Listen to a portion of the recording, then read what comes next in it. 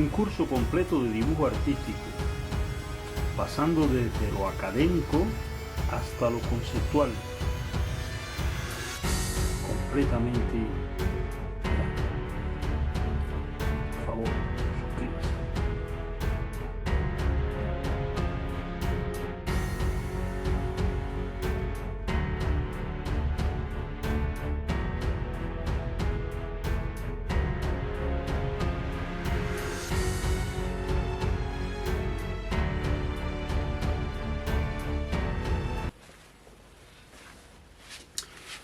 Que las sombras no son importantes. Rembrandt, años 1600, Países Bajos. Analice la obra de Rembrandt. Puede ver usted que él usó magistralmente la sombra para que sus grabados, sus dibujos, sus pinturas tengan un efecto tan maravilloso. Por eso les pido, por favor, preste atención a esta lección que trata sobre las sombras en perspectiva o la perspectiva de las sombras. Haciendo un repaso de la estructura de el claro oscuro o de la iluminación en una figura redonda o en la esfera. La zona iluminada, la penumbra que está después de la zona iluminada, la sombra propia que es la joroba de la sombra, como se le llama, el reflejo y la sombra proyectada. Muy importante que en la sombra propia, la parte que está más cerca ya de aquí debe ser más oscura, y igual que la parte de aquí abajo de la sombra proyectada debe ser más oscura. Eso teniendo en cuenta también que la sombra proyectada, esta sombra que arroja el objeto, va a influir si existe otro objeto en el color de él. ¿Cómo encontrar las zonas de mediotonos y sombras? Bueno, muy fácil. Esto es una regla que se puede adaptar a todo tipo de composición o de objeto. En este caso de esta fotografía, la luz viene desde encima, ¿verdad? Ahora, si usted en una zona particular, vamos a decir esta que está aquí, esta zona que está aquí, usted no puede poner una regla que vaya directamente de esa zona, directamente al lugar de la luz, ¿verdad? Esa zona está medio inclinada y la regla no puede ir directamente a la luz, entonces es una zona de penumbra o es una zona de sombra como tal, como es el caso de aquí abajo y así, por el estilo, ¿eh? Esta parte de aquí, la luz da directamente aquí. Aquí sí puedes poner una regla directamente a la luz. La otra parte no lo puedes poner directamente a la luz, pues entonces esa parte vendría a ser como de penumbra. Ese es un concepto que nos puede ayudar a encontrar las sombras y cómo lograr determinar el tamaño de una sombra. Bueno, por el ángulo de inclinación de la luz. Bueno, vamos a suponer, tenemos aquí un cubo. Esta parte de aquí, el cubo, este cubo que tenemos, vamos a decir que está dibujado en perspectiva. No tenemos, vamos a decir que no tenemos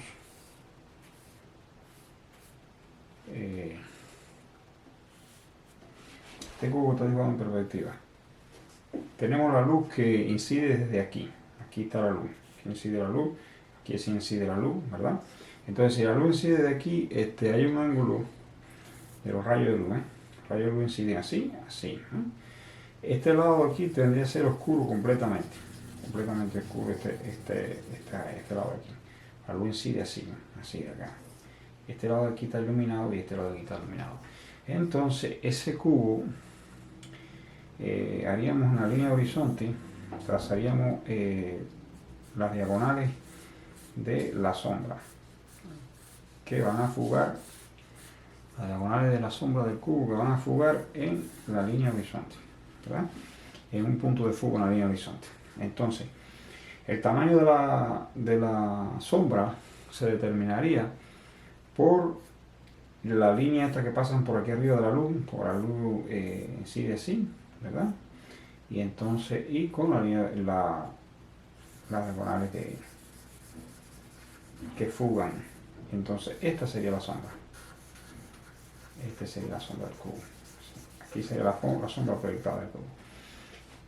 Esas líneas de la luz que pasan por aquí arriba nos van a dar el ángulo de la iluminación, y el ángulo de iluminación junto con la línea que convergen en el punto de fuga nos van a dar el tamaño de la sombra por el ángulo de la luz.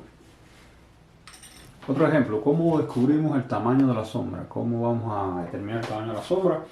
Tiene que ver con el ángulo de iluminación y las líneas de diagonales que fugan en la línea de horizonte. Bueno, vamos a suponer, esto es un cubo, bueno, otro cubo, ¿verdad? Otro cubo que está aquí, pero en este caso, este cubo, vamos a ponerle la iluminación al contrario, ¿eh?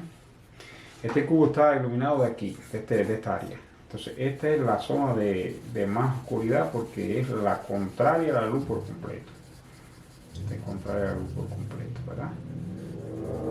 Esta zona de aquí del cubo.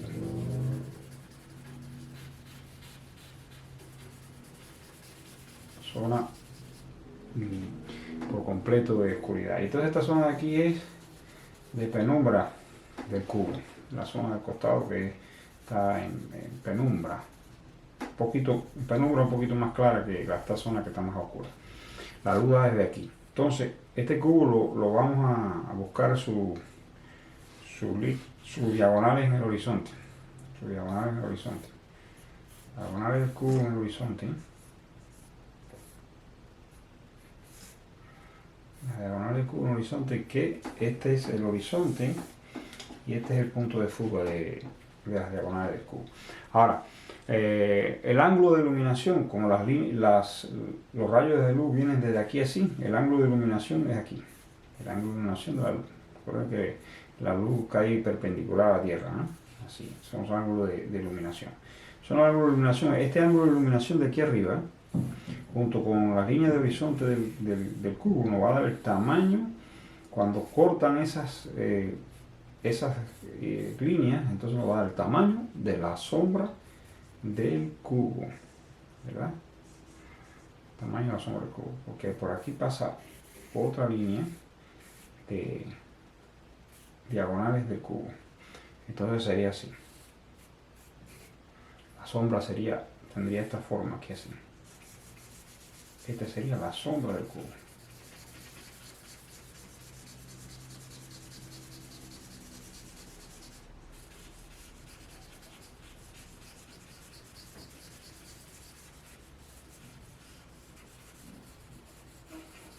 Esta sería la sombra del cubo. Es decir que, por supuesto, la sombra tiene que ser más oscura que la sombra proyectada tiene que ser un poco más oscura que la sombra normal. La parte que no está iluminada, que está en sombra pero que no está iluminada. Y esta de aquí tiene que ser en penumbra, ¿eh? Entonces ese es el cubo. El cubo la parte de arriba.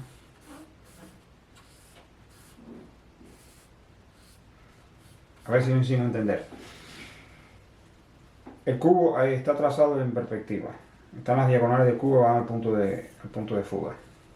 Está las diagonales, donde las diagonales se cortan con el ángulo, la línea de iluminación, que es esta que pasan por encima, que son los rayos de luz, se cortan ahí, hace la forma de la sombra, porque por aquí podemos poner otras líneas de iluminación, ¿verdad? Otras diagonales de iluminación, y así trazaríamos la sombra del cubo.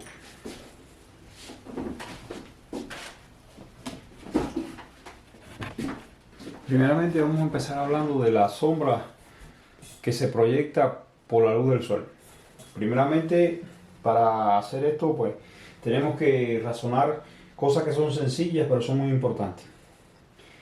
Que los rayos del sol son paralelos y por lo tanto son paralelos, ¿verdad? Paralelos y por lo tanto caen inclinados a tierra, ¿eh? Y como cualquier línea inclinada también pueden proyectarse en un punto de fuga, y que el punto de fuga de la sombra puede estar por debajo o por encima de la línea de horizonte verdadera, en dependencia de la posición del sol. Y que los rayos del sol se pueden estar, porque la posición del sol puede estar al oeste, entonces las sombras serían al este, ¿no? Y viceversa. Ahora,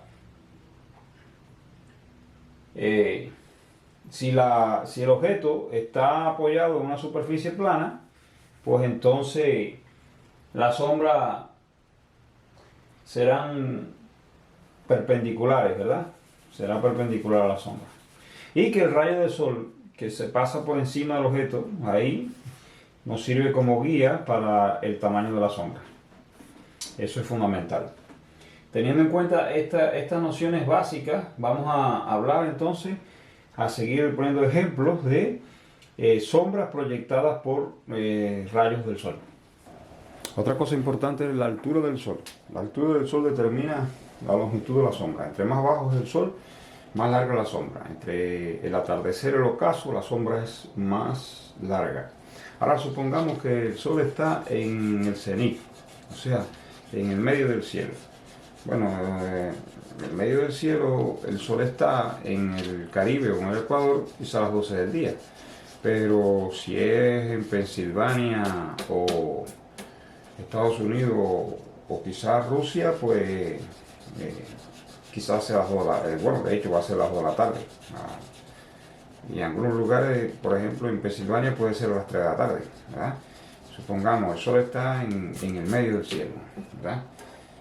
Podríamos decir que los rayos del sol casi son perpendiculares a la Tierra, así, ¿ves? Al mediodía. Entonces la línea van a ser cortas. De hecho ese va a ser la sombra, porque el sol está en el cenit, o sea, en el medio del cielo.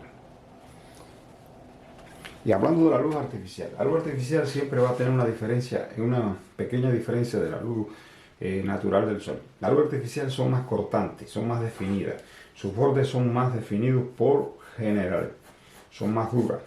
Vamos con el ejemplo, este es un foco de luz aquí, un bombillo, una bombilla y una mesa con una figura de barro moldeada de alfarero en la esquina.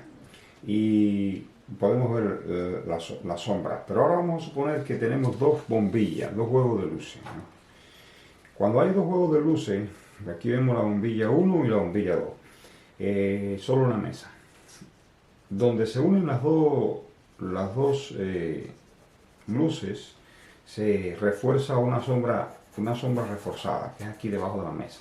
La sombra es un poco más reforzada aquí, donde se unen las dos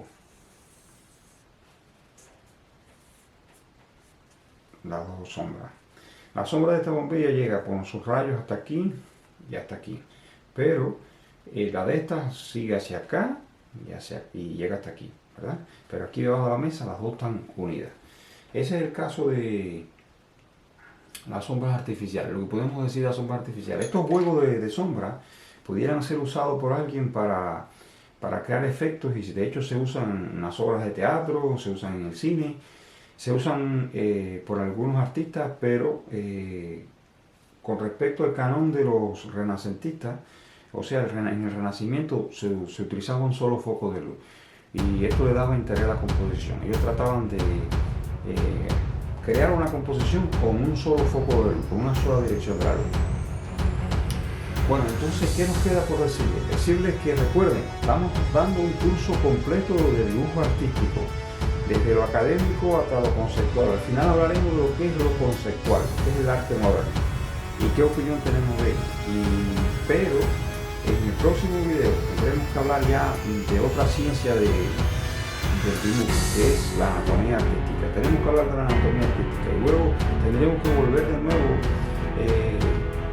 a la perspectiva, porque hay que dibujar figuras humanas en perspectiva. Y también tenemos que hablar de la composición, pero será en el próximo video, porque todavía nos queda hablar y explicar sobre algunos medios de dibujar que todavía no hemos tocado en este curso. Recuerde, es un curso completo de dibujo artístico. Si no se ha suscrito, suscríbase.